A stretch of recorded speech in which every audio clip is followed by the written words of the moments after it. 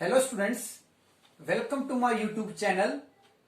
आपका मेरी इस वीडियो में स्वागत है। आज हम क्लास +2 कॉमर्स, सब्जेक्ट है बिजनेस और टॉपिक हमारा controlling meaning and process. Board exam के लिए मोस्ट इंपोर्टेंट टॉपिक, हर एक कोड में इसका एक क्वेश्चन पूछा जाता है, तो बोर्ड एग्जाम में ये क्वेश्चन आता ही आता है। हमने बोर्ड एग्जाम की एक सीरीज चला रखी है, जो भी बच्चों का पेपर होना है।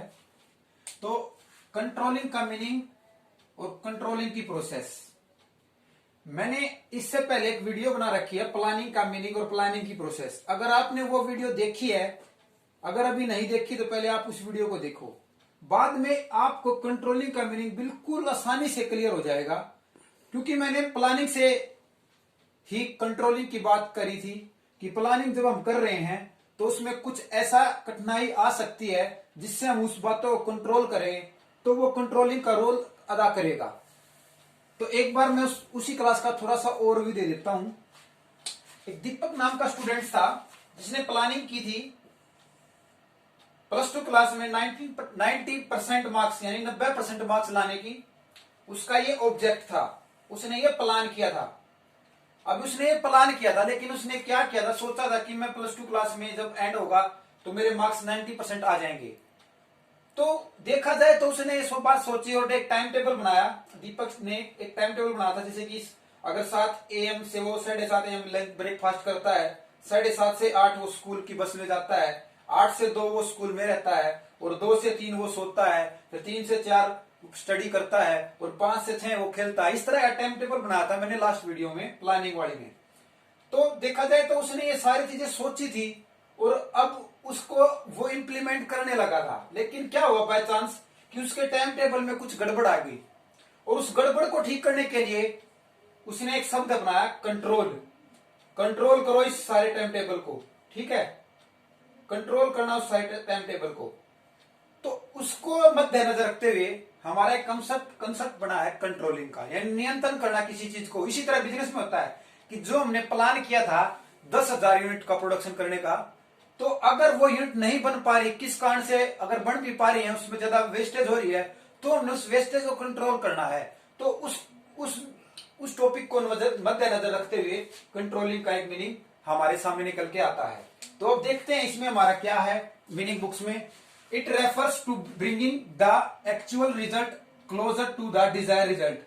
मतलब जो हमारा वास्तविक रिजल्ट था ना, वो वास्तविक रिजल्ट लाने के लिए हमने एक इच्छा की थी, एक प्लान किया था कि +2 में 90% मार्क्स लाने हैं। वो हमारी एक इच्छा थी हमें लाने के लिए। अब उसे एक्चुअल में लाने के लिए तो किसका कौन हमारी सहायता करता है, कंट्रोलिंग। यानी इसका अभिप्राय वास्तविक परिणामों को इच्छित परिणामों के नजदीक लाना है। अगर रियल में जो हम काम कर रहे हैं और सोचा हमने कुछ था, तो उसको नजदीक लाना क्या कहलाता है, कंट्रोलिंग। क्यों? क्योंकि जो हम उतार चढ़ाव करेंगे, अगर हमारे जीवन में मुसीबत आएंगी, तो हम कंट्रोल करके उसका सामना करेंगे। अब हम इसका मोस्ट इंपोर्टेंट टॉपिक है कंट्रोलिंग प्रोसेस, नियंत्रण प्रक्रिया। सबसे पहला क्या, सेटिंग परफॉर्मेंस स्टैंडर्ड्स। हम उसमें हमने क्या किया था, सेटिंग बाय ऑब्जेक्ट। हमने ऑब्जेक्ट निर्धारण किया था कि +2 में 90% मार्क्स लाने हैं। इसमें क्या करना हमने, सेटिंग परफॉर्मेंस स्टैंडर्ड में, ये एक नया बड़ा स्टैंडर्ड। आप सभी जब स्कूल में जाते हैं, कोई ना कोई बच्चा आपको कहता है तेरा क्या स्टैंडर्ड है। वो स्टैंडर्ड में क्या होता है, वो होता है कि आप अपने लेवल पर किसी और को किस तरह अपने आप को प्रेजेंट करना चाह रहे हो, वो स्टैंडर्ड होता है। लेकिन हमारी बिजनेस में क्या होता है, स्टैंडर्ड के 2 पार्ट हैं। स्टैंडर्ड के 2 पार्ट, एक तो होता है क्वांटिटी, यानी किसी भी गुड्स की मात्रा, और एक होता है क्वालिटी, उस गुड्स के गुण। इसी तरह दीपक क्या क्या था, दीपक के अंतर्गत क्वांटिटी और क्वालिटी दो प्रकार से उसके अंतर्गत हो सकती थी। क्वालिटी में गुण है, उसके अंदर वो गुण है 90% मार्क्स लाने के, लेकिन जब तक वो अपने गुणों को निकालेगा नहीं, सोचेगा नहीं, तो वो क्या उस मुकाम पर पहुंच पाएगा, नहीं। इसी तरह होता है क्वांटिटी। क्या वो रिटर्न में एग्जाम स्कूल में दे रहा है, रिटर्न में एग्जाम अगर अच्छे से दे रहा है, अगर एग्जाम में उसके अच्छे नंबर आ रहे हैं, तो वो लास्ट में जाके 90% मार्क्स लेगा। ये हो गया उसकी क्वांटिटी। अब बिजनेस में आते हैं। बिजनेस में हमने टोटल प्रोडक्शन किया था 10,000 यूनिट का, तो वो हमारी क्या होगी, टोटल यूनिट किस फॉर्म में, संख्यात्मक, जो संख्या के रूप में 1 2 3 4 5 6। और क्वांटिटी बिजनेस में क्या होता है, सॉरी क्वालिटी, गुण, यानी किसी भी व्यक्ति की प्रेजेंट, एब्सेंट या उसके डिस्प्यूट। यानी जो व्यक्ति बिजनेस में किसी से झगड़ा कर रहा है या किसी कारणवश वो अनुपस्थित है, वो सारी हमारी क्वालिटी यानी उसकी क्वालिटी दर्शाती है कि वो उसके गुण क्या है बिजनेस के पॉइंट ऑफ व्यू से। आई होप कि आपको सेटिंग परफॉर्मेंस स्टैंडर्ड समझ में आ चुका है। इसके बाद सेकंड है मेजरमेंट ऑफ एक्चुअल परफॉर्मेंस।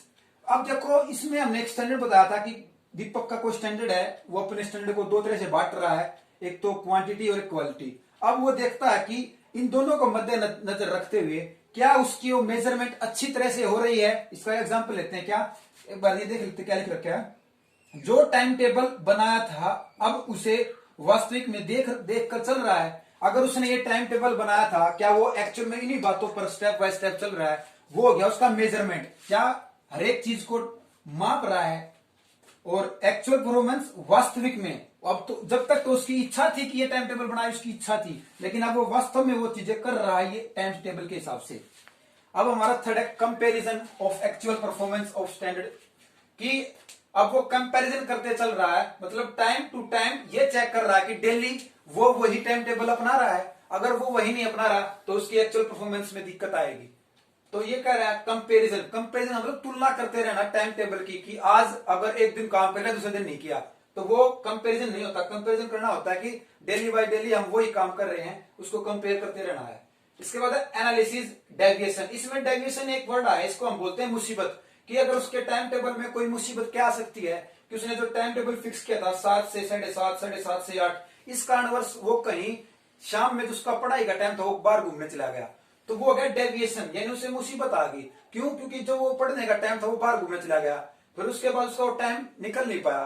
तो ये होता है कि एनालिसिस। अब उसने अपनी जो बाय चांस उसका टाइम टेबल में कोई कमी आई थी, तो उसने उसका एनालिसिस करके उसके लिए एक्स्ट्रा टाइम निकाल लिया, तो उसे बोलते हैं एनालिसिस डेविएशन। डेविएशन होता है मुसीबत या कठिनाई। क्या टाइम टेबल के बीच कोई कठिनाई नहीं आ रही? अगर आ रही है तो क्या हो सकती है वो, कि मुझे किसी कारणवश बाहर जाना पड़ जाए, ये हो सकता है उस टाइम टेबल के दौरान, अर्जेंट कोई भी काम हो सकता है। और लास्ट है टेकिंग करेक्ट डिसीजन, कि इसमें तो उसने देखा था कि मेरा टाइम टेबल थोड़ा सा गड़बड़ा रहा है, कि एनालिसिस कर लिया था मैंने हर एक चीज का।